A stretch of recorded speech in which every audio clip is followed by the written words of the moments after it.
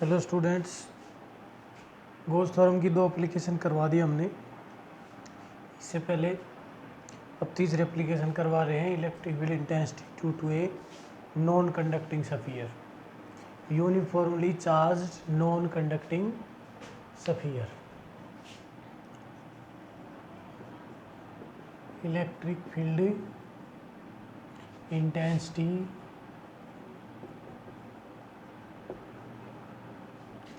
Due to a uniformly charged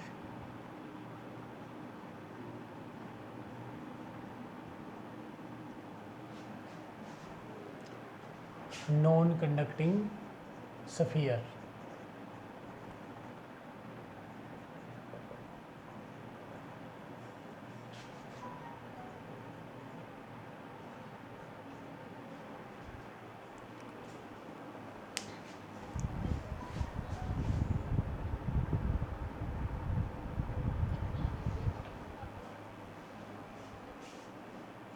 अब ये non conducting sphere है, यूनिफॉर्मली चार्ज्ड है, तो इसका मतलब चार्ज इसके इंटायर में भी होगा, और चार्ज इसके इंटायर में है तो इसका मतलब ये हुआ कि वॉल्यूम चार्ज डिस्ट्रीब्यूशन हो गया।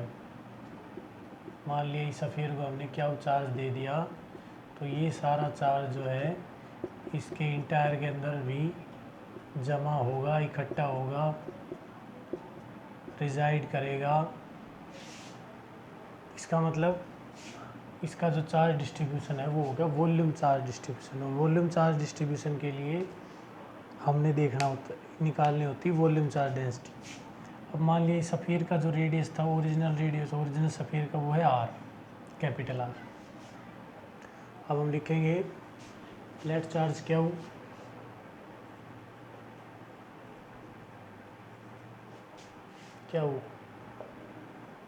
Is given to a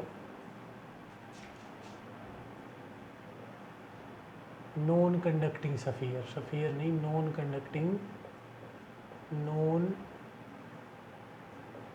conducting sphere of radius r and rho is equal to volume charge density of sphere, volume charge density of a, ये सफियर की वॉल्यूम चार्ज डेंसिटी हो जाएगी रो। अब electric field intensity determine करनी है हमने किसी भी पॉइंट पी पे। तो पी पॉइंट की कंडीशन 3 होंगी, कंडक्टिंग के अंदर भी 3 थी, नॉन कंडक्टिंग के अंदर भी 3 कंडीशन होंगी। पहली कंडीशन होगी point P outside at the surface inside. तो पहली कंडीशन ले लेते हैं कि व्हेन पॉइंट पी जो है outside the sphere where electric field is to be determined, let a point P at distance r, small r, distance r from center of sphere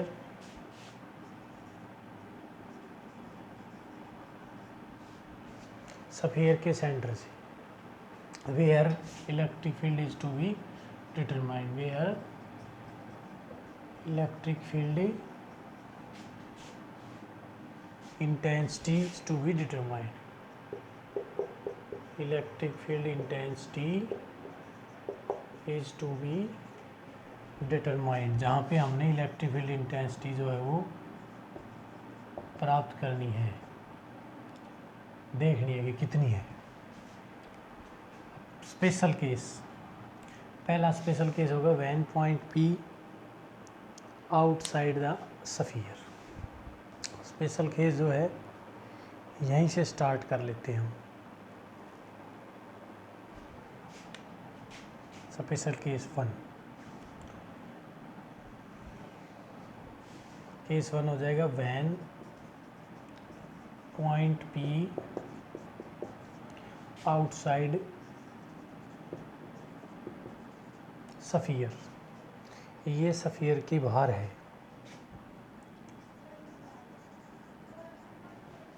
यानी कि यहाँ है। अब गोज थ्योरम की एप्लीकेशन लगा के इलेक्ट्रिक फील्ड इंटेंसिटी डिटरमाइन करनी है तो गोजियन सरफेस बनाना पड़ेगा। इसका मतलब सफ़ियर चार्ज की डिस्ट्रीब्यूशन स्फेरिकल है, सफ़ियर के अंदर है, तो जो गोजियन सरफेस की जो सिमेट्री होगी वो भी कैसी होगी, स्फेरिकल ही होगी। Construct Gaussian surface spherical surface of radius R. इसका रेडियस कितना हो जाएगा, आर हो जाएगा भाई, यहाँ सेंटर है ये रेडियस आर हो जाएगा, समाल आर। आउटसाइड स्फीयर कंडीशन लगा देंगे आर ग्रेटर देन आर, मतलब ये कंडीशन है। कंस्ट्रक्ट गोजियन सरफेस,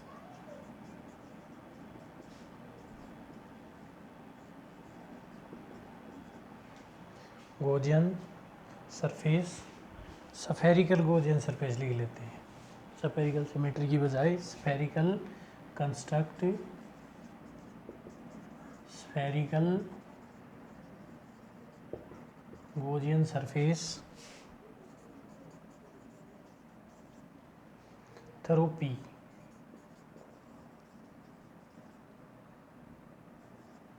पी से होते हुए if E is equal to electric field intensity, ये उसकी इलेक्ट्रिक फील्ड इंटेंसिटी है,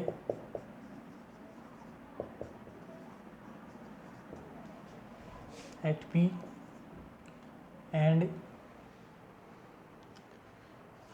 d phi is equal to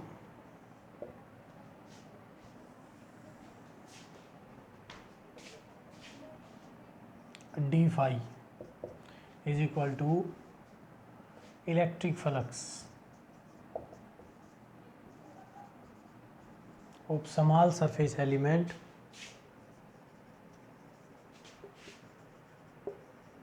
small surface element of area ds eight P। मतलब स्मॉल इलेक्ट्रिक फ्लक्स निकालना है पहले तो इलेक्ट्रिक फ्लक्स निकालने के लिए इस सरफेस का एक स्मॉल सरफेस एलिमेंट लेंगे जिसका एरिया ds है।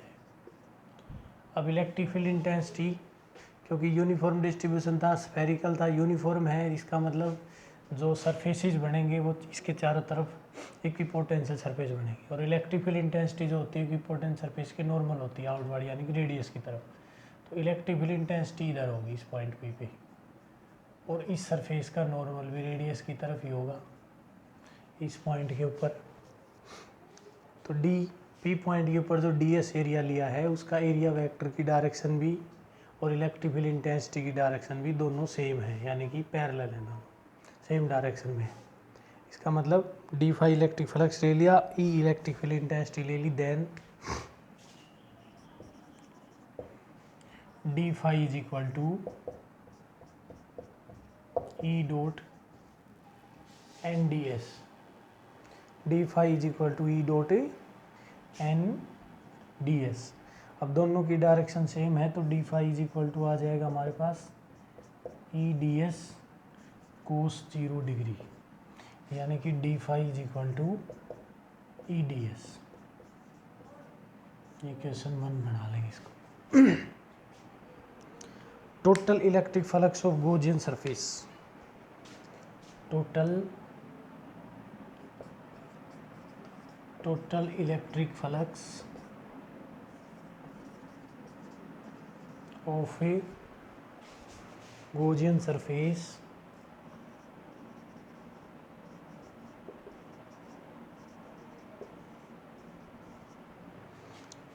Surface phi is given as, phi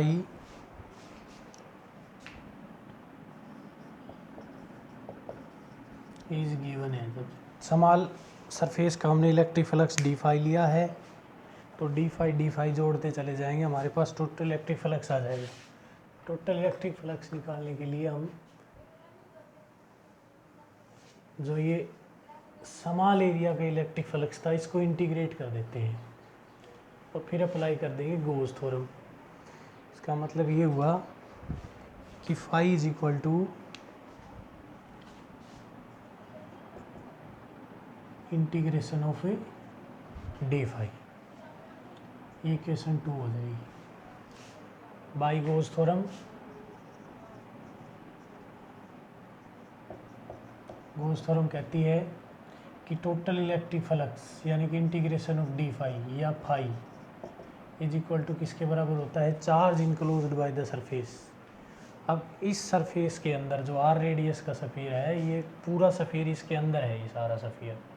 इसका मतलब जितना इस सफ़ीर के ऊपर चार्ज था वो सारा का सारा चार्ज जो है इस आउटर गोजिन सरफेस के अंदर है। तो ये गोस थ्योरम के अकॉर्डिंग यहाँ पर लगा देंगे हम क्या चार्ज दिया था, और ये बाहर जो सरफेस है वैक्यूम के अंदर है, तो इसका मतलब क्या हुआ ही एप्सिलॉन नॉट। गोस थ्योरम होगी, डी फाई की वैल्यू पुट करेंगे यहाँ पे, देयरफॉर इंटीग्रेशन डी फाई की वैल्यू है E D S is equal to क्या हुआ ही एप्सिलॉन नॉट। अब ई हमने डिटरमाइन करना है, इंटीग्रेशन डी एस क्या हुआ ही एप्सिलॉन नॉट। डी एस का इंटीग्रेशन करना है, डी एस का इंटीग्रेशन इस ये बाहर वाले सफ़ीर का एरिया लेना पड़ेगा। थोड़ा थोड़ा एरिया जोड़ते जोड़ते जाएंगे हम तो पूरे सफ़ीर का एरिया आ जाएगा, यानी कि ई इंटू और डी एस का एरिया हो जाएगा 4 पाई, सफ़ीर है तो उसका एरिया क्या होता है 4 pi R square is equal to क्या हुआ एप्सिलॉन नॉट। इधर जो क्यू है उसको वॉल्यूम चार्ज डेंसिटी की टर्म में लिखना है, तो ये इक्वेशन हम पुट कर लेते हैं, इसको 3 कर लेते हैं एज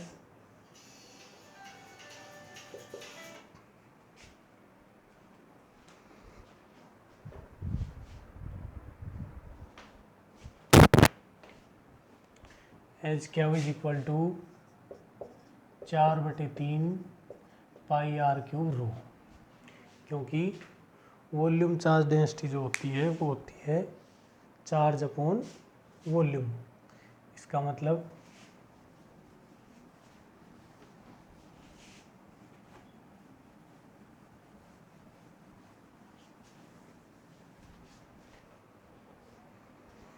क्या की वैल्यू हो जाएगी volume charge density rho is equal to क्या हुआ वी। सफ़ीयर का वॉल्यूम 4/3 पाई आर क्यूब होता है, तो Q is equal to rho V. V की वैल्यू वॉल्यूम की वैल्यू ये होती है, therefore E is equal to, अब ई की वैल्यू जो आएगी वो आएगी हमारे पास 4/3 pi R cube rho by epsilon naught, और इधर आ चुकी थी कि E into 4 pi R square था, E into 4 pi R square, therefore E into 4 pi R square is equal to 4/3 pi R cube रो और by epsilon not. 3 epsilon not हो जाता है, 4 पाई से 4 पाई कैंसिल हो जाएगा। इसको ऐसे लिख सकते हैं E is equal to 4 pi R cube rho upon 3 epsilon naught into 4 pi R square. ये 4 पाई आर स्क्वायर डिनोमिनेटर में जाएगा, 4 पाई से 4 पाई कैंसिल हो जाएगा, तो electric field intensity outside sphere आ जाएगी हमारे पास rho R cube by 3 epsilon naught R square. ये electric field intensity outside sphere है। अब देखते हैं यहाँ पे कि रो जो है कांस्टेंट है, आर कांस्टेंट है, एप्सिलॉन नॉट परमिटिविटी जो है मीडियम की परमिटिविटी एप्सिलॉन नॉट है वो भी कांस्टेंट है। ये रेडियस यानी कि स्मॉल आर की वैल्यू चेंज होती है, ये वेरी करती है, ये पी पॉइंट नज़दीक होगा तो छोटी हो जाएगी, दूर होगा तो और बड़ी हो जाएगी। इसका मतलब यहाँ से ये इक्वेशन 4 आ गई फ्रॉम इक्वेशन 3, फ्रॉम इक्वेशन 4, 3 नहीं 4, फ्रॉम इक्वेशन 4 आउटसाइड सफ़ीयर जो है E inversely proportional to R square, यानी कि electric field intensity R square के इन्वर्सली प्रोपोर्शनल होती है आउटसाइड सफ़ीयर। मतलब आर की वैल्यू बढ़ेगी तो ई की वैल्यू घटेगी। अब इसका दूसरा case, when point P on the sphere, when point P on sphere,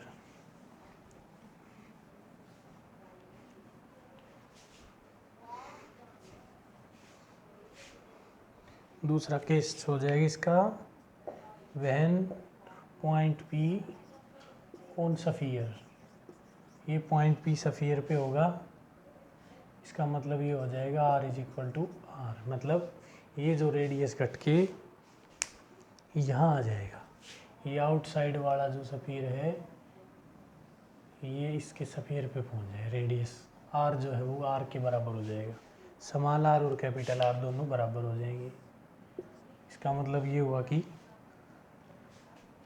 therefore E is equal to from 4, therefore from equation 4 equation है हमारे पास, E is equal to R की जगह R रख देंगे हम, तो E की वैल्यू आ जाएगी भाई हमारे पास rho R cube upon 3 epsilon naught R square, यहाँ से पावर कैंसिल हो जाएगी आर की, और हमारे पास बचेगा implies E is equal to rho R by 3 epsilon naught, ये फिक्स हो गया। ये सारी चीज़ें कांस्टेंट, इक्वेशन 5 ने ये सारी चीज़ें कांस्टेंट है, रो बी, आर बी, 3 बी और एप्सिलॉन नॉट। इसका मतलब सफ़ेद के सरफेस पे इलेक्ट्रिकल इंटेंसिटी कांस्टेंट होगी। अब है इनसाइड बात, जब पॉइंट पी जो है इस सफ़ेद के इनसाइड में हो तो ये रिजल्ट, सारा रिजल्ट चेंज हो जाएगा, क्योंकि इनसाइड में जब हम जाएंगे तो जो चार्ज था वो कम हो जाएगा, पॉइंट पी जितना इनसाइड में जाता जाएगा चार्ज उतना ही कम होता चला जाएगा। When point P out inside sphere, तीसरा जो पॉइंट है वो यहाँ डिस्कस कर लेते हैं। When point P inside sphere, तो ये सफियर बना दिया हमने, ओरिजिनल पॉइंट जिसका रेडियस कैपिटल आर था, पॉइंट पी इसके अंदर ले लिया हमने, तो अंदर लेंगे तो ये सफियर बनेगा,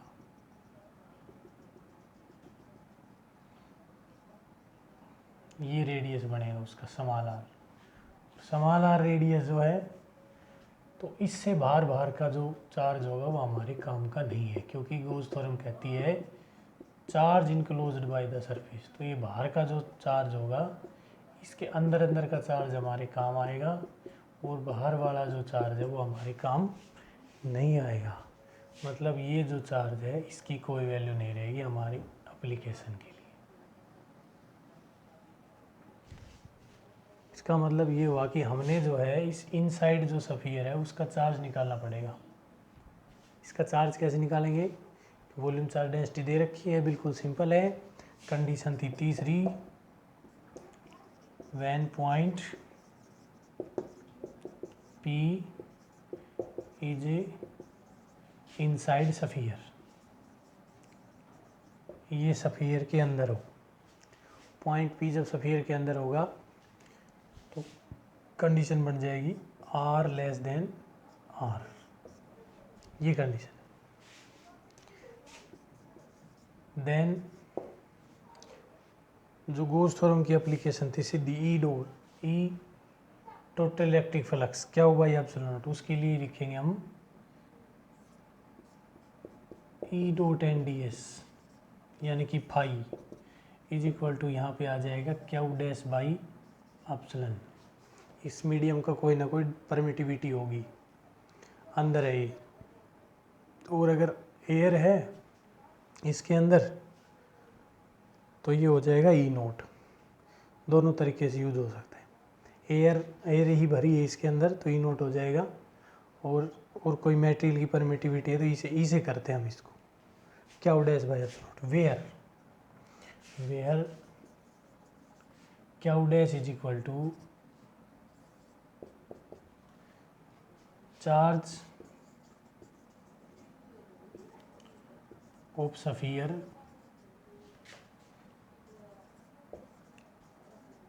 ऑफ रेडियस आर रेडियस के सफियर का होगा charge. As Q dash is equal to Q dash की वैल्यू क्या हो जाएगी, rho dash into V, rho into V dash.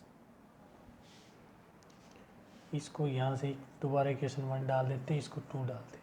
We dash क्या है, where V dash is equal to, where V dash is equal to volume of the sphere of radius are,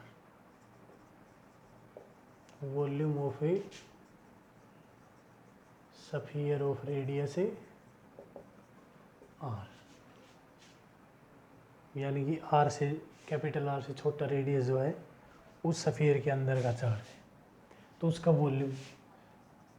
और we dash की value क्या हो जाएगी, 4/3 pi R dash का cube. ये question number 3। Therefore Q dash की value हो जाएगी हमारे पास rho 4/3 pi rho dash Q R dash cube into rho, यानी कि 4 pi rho R dash cube by 3। ये होगी क्यू डैश की वैल्यू। अब इसको वापस इसमें पुट करेंगे 1 में पुट करेंगे तो integration E dot N D S वो आएगा हमारे पास 4 pi rho R dash cube by 3 epsilon. इसके अंदर क्यू डैश की वैल्यू पुट करेंगे, E dot N D S का बनेगा E D S integration E D S,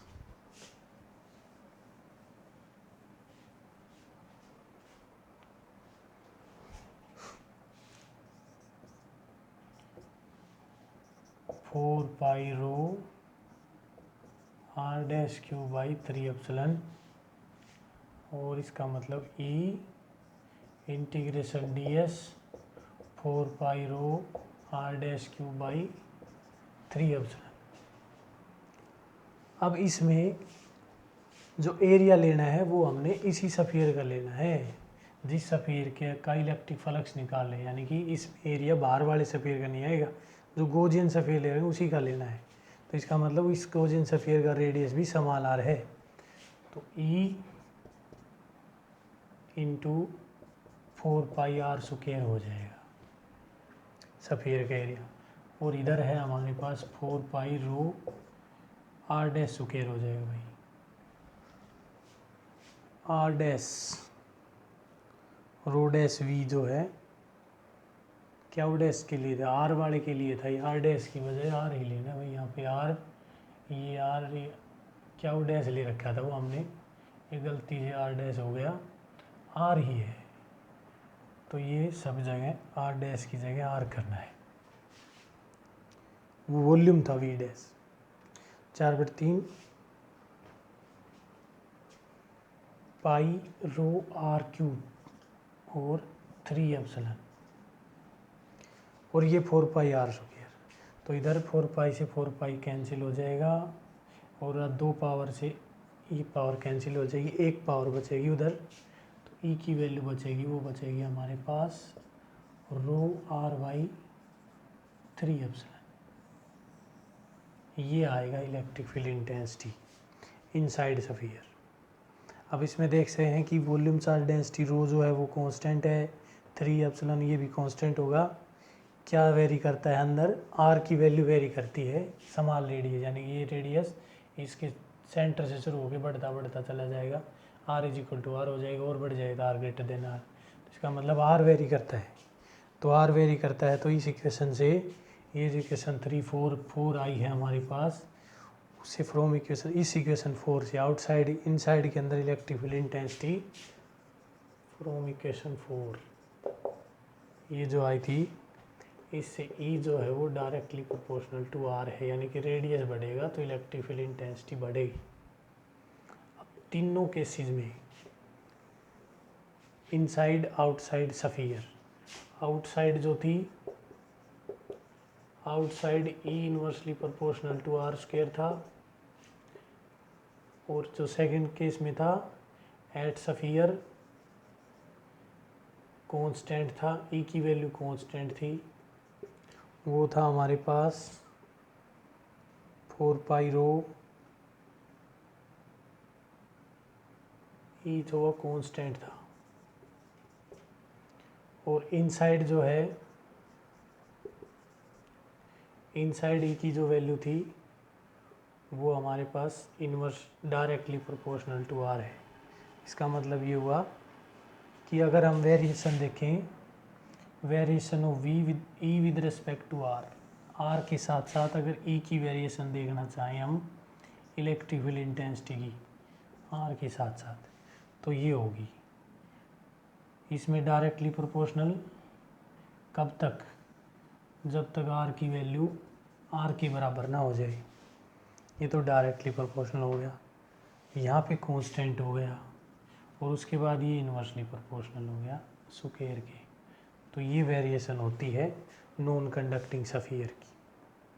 conducting sphere हो या होलो सेल हो, उसकी होती थी वेरिएशन अंदर जीरो, सरफेस पे कांस्टेंट, और फिर ये इसके अंदर जो है जब तक आर की वैल्यू कैपिटल आर के बराबर नहीं होगी तब तक बढ़ेगी डायरेक्टली प्रोपोर्शनल, और फिर कांस्टेंट, और फिर ये हो जाएगी। तो ये है variation of electric field intensity due to a non conducting sphere. ठीक है भाई, ये आर्टिकल कंप्लीट हो गया हमारा। अब एक एप्लीकेशन और बची है इसकी,